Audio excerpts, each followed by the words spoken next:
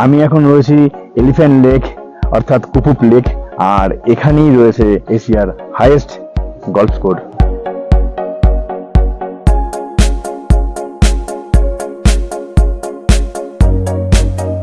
আর এই সমস্ত জায়গায় এলে না ভারতীয় আর্মিদের প্রতি একটা রেসপেক্ট থাকে।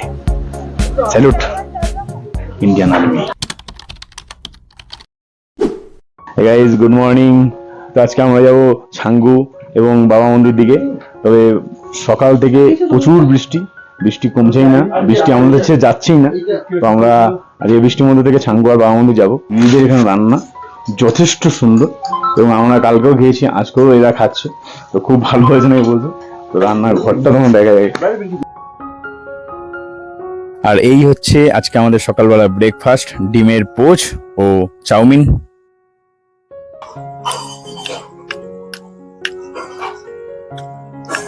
অসাধারণ সকালবেলা উঠে এরকম খাবার দাবার, তাও এরকম হাই অল্টিটিউডে, দারুণ। আপনারা যদি কখনো এই নাথাঙে আসেন না, অবশ্যই এই দিদিদের হোমস্টেতে থাকতে পারেন।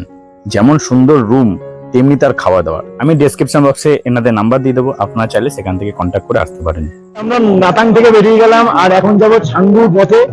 ছাঙ্গু বাবা মন্দির, ওল্ড বাবা নিউ বাবা দুটোই দেখানো হবে তোমাদের আজকে। তো আমাদের আজকে পুরো বয়স টিম এই গাড়িতে, দেখে নাও। হ্যালো জীবনে এমন কিছু বন্ধু বান্ধব থাকা প্রয়োজন যারা আপনাকে নিয়ে সর্বদা মজা করলেও তারাই বিপদে আপনার পাশে এসে সর্বপ্রথম দাঁড়াবে। আমরা 16 জন এখন চলেছি গ্যাংটকের উদ্দেশ্যে, যার প্রথম দর্শনীয় স্থান হবে ওল্ড বাবা মন্দির।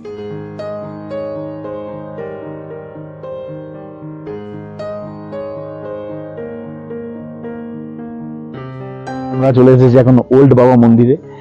আর তোমরা আমার পিছনের ভিউটা দেখতে পাচ্ছ, পুরো কুয়াশায় ভরা।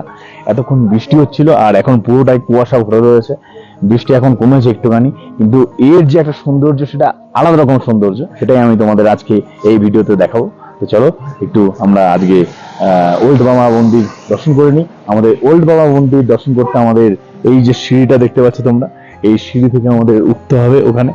ওই উপরে রয়েছে ওল্ড বাবা মন্দির, অর্থাৎ বাবা হরভজন সিং এর আগের যে মন্দির সেটা হচ্ছে এটা। আর নিউ বাবা মন্দিরে আমরা যাব, আগে আমরা ওল্ড বাবা মন্দির যাবো। হরভজন সিং কে ছিলেন সেটা আমরা সকলেই প্রায় জানি। বাবা হরভজন সিং মারা গেছেন, অনেক বছর হয়ে গেছেন, তবুও এখনো আমাদের এই ইন্ডিয়ান আর্মিদের মতে তিনি এখনো পর্যন্ত জীবিত অবস্থায় আছেন, এবং তার আত্মা আমাদের সঙ্গেই রয়েছে আমাদের ইন্ডিয়ান আর্মিদের সাথে। তিনি এখনো পর্যন্ত আমাদের বর্ডার এরিয়াতে পাহারাদারি করছে, সেটাই মানা হয়। এবং আমাদের ইন্ডিয়ান আর্মি প্রচুর পরিমাণে রেসপেক্ট করে বাবা হরভজন সিং কে।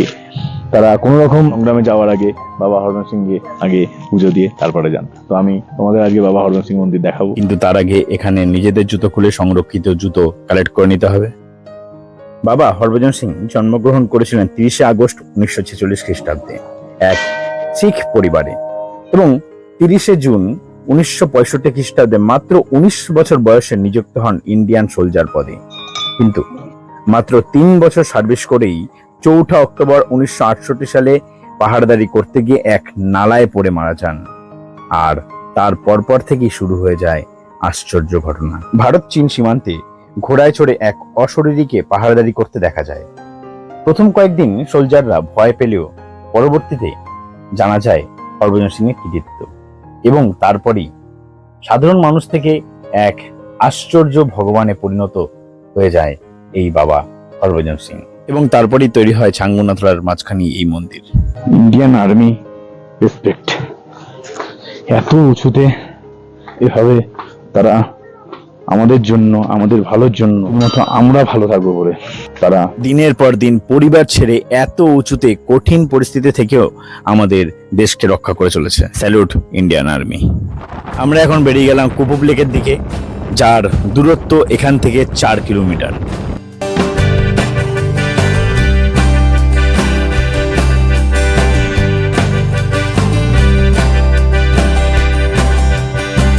ওই যে কুপুপ লেক দেখা যাচ্ছে, আর এখন আমরা ওখানেই যাব।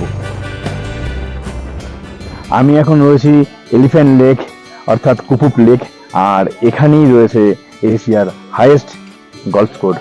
তো এখানে যে লেকটা কুপুপ লেক সেটা এলিফ্যান্টের মতো দেখতে এবং তার সুরও রয়েছে প্রায়, তাই একে বলা হয় এলিফ্যান্ট লেকও বলা হয়। তো এখন পুরো মেঘে পরিপূর্ণ রয়েছে এলিফ্যান্ট লেক। আগে আমি যখন এসেছিলাম 2017-তে, তখন এর জলটাও ছিল পুরো কাচের মতো এবং হালকা লেয়ার ছিল বরফের। এখন জলটাও অনেকটাই কম। লেকটির সামনে রয়েছে কিছুটা সুরাকার, যেটা এখন এই মুহূর্তে এই কুয়াশার জন্য দেখা যাচ্ছে না, কিন্তু যদি কুয়াশা যদি না থাকে তাহলে খুব সুন্দরভাবে দেখা যায়। আর এই লেকটার রঙও নীল, কিন্তু যখন এটা বরফ হয় তখন এই বরফের যে লেয়ার সেটা যখন পড়ে আরো দারুণ লাগে, অসাধারণ লাগে। আর এইখানটাতেই রয়েছে গলফ কোর্স, এশিয়ার উচ্চতম গলফ কোর্স, যেটা দেখানো যাচ্ছে না এই কুয়াশার জন্য, না হলে এটাও খুব সুন্দরভাবে দেখা যায় এখান থেকেই। পাহাড়ে এলে উইদাউট এক্সপেকটেশন থাকা প্রয়োজন, কারণ এতক্ষণ ছিল কুয়াশা ঘেরা আর এখন পুরো ক্লিয়ার দেখা যাচ্ছে এলিফ্যান্ট লেকটাকে। ও মাই গড, ও দারুণ, মনে হচ্ছে যেন লাদাখ চলে এসেছি। আমাদের ভারতবর্ষ এমন এক দেশ যেখানে প্রাকৃতিক সৌন্দর্য এত বিস্তর যে সারা জীবন ঘুরলেও তা যেন শেষ হওয়ার নয়। আমরা এখন চলেছি নিউ বাবা মন্দিরের দিকে। কুপুপ লেক থেকে নিউ বাবা মন্দিরের দূরত্ব গুগল বলছে 6 কিলোমিটার, অর্থাৎ আমাদের 15 থেকে 20 মিনিট মতো সময় লাগবে গাড়িতে। গত বছর যখন আমরা এসেছিলাম এখানে, তখন পুরোপুরি বরফ ছিল, আর আজকে মানে 13ই মে 2024 পুরো ব্রাউন, মানে বরফের সৌন্দর্য এক আর ব্রাউনের সৌন্দর্য, পাহাড়ে ব্রাউন অসাম। মানে কেউ কেউ বরফ পছন্দ করে, কেউ কেউ ব্রাউন, আমার দুটোই পছন্দ।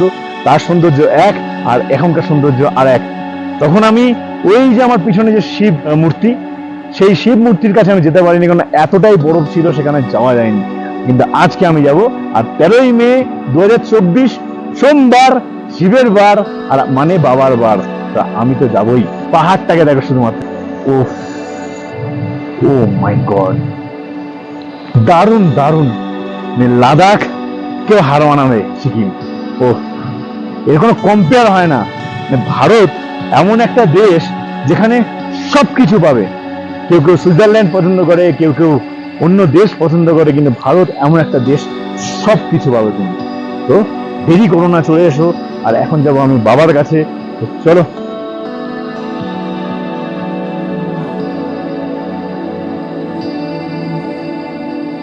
বাবার ওখানে একটা ওয়াটার ফলস আছে, সেটাও তোমাদের দেখাবো এই ভিডিওতে। হর মহাদেব। তো মহাদেবের কাছে যেতে হলে আমাকে এখন এই পাথরের উপর থেকে আমাকে যেতে হবে। Seen a lot of change, been through a lot of pain. Some things are not the same as they were a year ago, but all will be okay. I move on each and এই every জায়গাটা আগে আসতে পারিনি, কারণ পুরোপুরি বরফে ঢাকা ছিল এই জায়গাটা। তো আজকে 13ই মে 2024 পুরোপুরি ব্রাউন একটা পাহাড়, আর পাহাড়ের পাশে ঝর্ণা, আর ঝর্ণার পাশে বাবা। ও মাই গড, মানে দারুণ ফিলিংস হচ্ছে। বাবার কাছে আর একটুখানি পথ যাব, তবে এখান থেকে পুরো বাইরেটা, পুরো যে ভিউ, সেটা দারুণ ভাবে দেখা যাচ্ছে, দারুণ। মানে কেউ বরফে এসে মজা নেয়, কেউ এই সময় এসে ব্রাউন আকারের যে পাহাড় তার দৃশ্য থেকে মজা নেয়। দারুণ লাগছে, awesome awesome view. I've changed for the better this time. I thought I would never be fine. I strive just to say I'm alright, and for the first time in a long time I'm alright. I've seen a lot of change, been through a lot of pain. Some things are not the same as they were a year ago.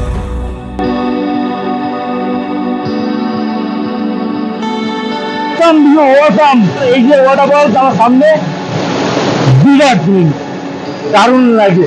কত উঁচু থেকে জল আসছে দেখতে পাচ্ছ, আর কত নিচে, কত স্রোত। না আসলে সাথে ভাগ নেওয়া যাবে না, চলে এসো তাড়াতাড়ি। ও মাই গড, ও দারুণ লাগে, দারুণ। আমরা এবার চলে এলাম বাবা হরভজন সিংয়ের নতুন মন্দিরে, যেটি পরবর্তীতে দর্শনার্থীদের সুবিধার জন্য নির্মাণ করা হয়েছিল 1982 সালে। আর এই হচ্ছে বাবা হরভজন সিং মন্দিরের ভিতরকার ছবি। আর এটা হচ্ছে অফিস ঘর এবং তার লিভিং রুম হচ্ছে এটা।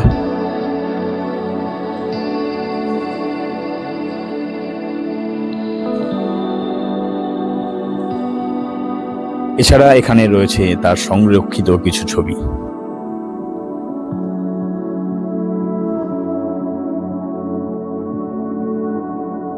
আর এই হচ্ছে বাবার প্রসাদ কিশমিশ। আর এই সমস্ত জায়গায় এলে না, ভারতীয় আর্মিদের প্রতি একটা রেসপেক্ট থাকে। Salute Indian army. আমরা গর্বিত যে আমরা এখনো পর্যন্ত স্বস্তিতে ঘুমোতে পারি শুধুমাত্র আপনাদের জন্য। স্যালুট। এরপর আমরা বেরিয়ে গেলাম ছাঙ্গুর উদ্দেশ্যে। এখান থেকে ছাঙ্গুর দূরত্ব 17 কিলোমিটার, অর্থাৎ আমাদের 30 মিনিট মতো সময় লাগবে গাড়িতে। গাইজ, আমরা এখন রয়েছি ছাঙ্গুতে। আর আগের বছর ঠিক 1 মাস আগে আমরা ছাঙ্গুতে এসেছিলাম, তখন পুরোপুরি বরফে ভর্তি ছিল। কিন্তু আমরা এখন এই বছর 1 মাস পরে, মানে মে মাস 13 তারিখ আজ, আর এখন পুরোপুরি ডাউন হয়ে গেছে। কোনো জায়গায় বরফ নেই, শুধুমাত্র আমরা একটা নাথুলাতে পেয়েছিলাম, কিন্তু এখানে কোনো জায়গায় বরফ নেই। তো এরও একটা সৌন্দর্য, তো এটাও দেখতে ভালো লাগছে। হচ্ছে চমড়িগাই। আপনারা যদি কখনো এই ছাঙ্গুতে আসেন, এই চমড়িগাই বা ইয়াকে করে আপনারা লেকটা ঘুরতে পারেন এবং উপরটাও যেতে পারবেন। আচ্ছা বিশ্বদা, তুমি আগের বছর ঠিক 1 মাস আগে আমাদের সাথে এসেছিলে, সেই সময় বরফ ছিল এখানে পুরোটা। তো তখনকার অনুভূতি আর এখনকার অনুভূতির মধ্যে পার্থক্য বলো, কেমন লাগে? আগের বার একটা খুবই আনন্দ করেছিলাম, বরফ চারিদিকে ঢাকা ছিল, হ্যাঁ। কত আনন্দ, তার উপর দিয়ে লাফালাফি ঝাপাঝাপি স্লিপ করা। এখন চোখটা কেমন যেন একটু ফাঁকা ফাঁকা লাগছে, সেই অনুভূতিটা আসছে না। যদিও এটাও একটা প্রকৃতির রূপ, এটাও একটা বৈশিষ্ট্য। মানে জাস্ট আমরা ওই বছরে আমরা এসেছিলাম এপ্রিল মাসে, আর এবছর এসেছি মে মাসে, জাস্ট 1 মাসে ফারাক। আর 1 মাসে ফারাকে এত কিছু পরিবর্তন। প্রকৃতি মানে এরকমই একটা রূপ, মানে তোমাকে মানে এমন এমন রূপে তোমার পরিবর্তন করবে, তোমার ভালো লাগবে, অন্যরকম অনুভূতি লাগবে। কোনো এক টাইপের পাহাড় থাকে না। ছাঙ্গু লেকের বৈশিষ্ট্য দেখতে গেলে আসতে হবে অবশ্যই এপ্রিল মাসে। এপ্রিল মাসে আসলে খুব সুন্দর দেখতে পারবেন, খুব সুন্দর। একদমই তাই।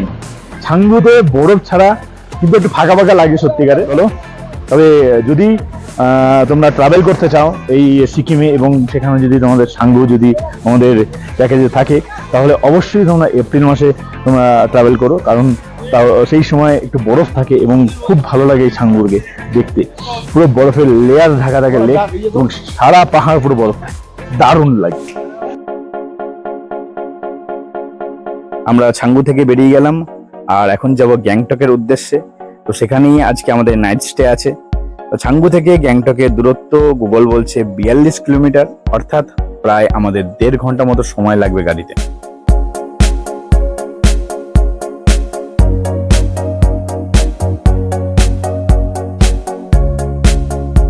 মনুষ্য জীবন যে কত মধুর তা জানতে হলে সকল ব্যস্ততার শিকড়কে একবার উপড়ে ফেলে যদি বেরিয়ে পড়া যায়, তাহলেই আমার মনে হয় অজানাকে জানা, অচেনাকে চেনার মধ্য দিয়ে নিজের অস্তিত্বকে খুঁজে পাওয়া যায়।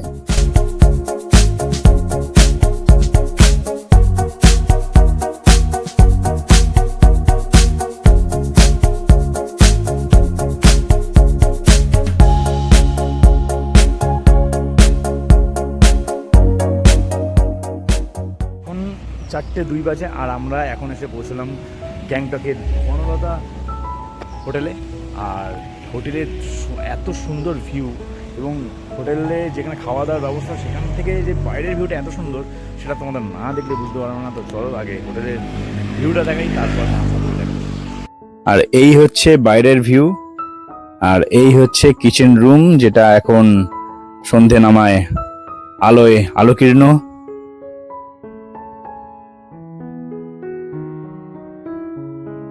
আর এই হচ্ছে জানলা দিয়ে দেখা গ্যাংটকের শহরের ভিউ। ও দারুণ! পুরো গ্যাংটকের যে ভিউ সেটা এই আমাদের যে হোটেল করা আছে সেই হোটেলের কিচেন রুম থেকেই দেখা যাচ্ছে। দারুণ ভিউ। তার মানে উপরে যে আমাদের রুম করা হয়েছে সেই রুম থেকে কতটা দেখা যাচ্ছে। চলো আমার রুম থেকেও তোমরা দেখাই। চলো, আমরা এখন চলেছি রুমের দিকে। আর আমরা 5খানা রুম নিয়েছি, তার মধ্যে এটা হলো একটা। ওহ দারুণ! পুরো কাঠের আসবাবপত্র এবং পুরো কাঠের কারুকাজ দ্বারা নির্মিত এই রুম। দারুণ লাগছে।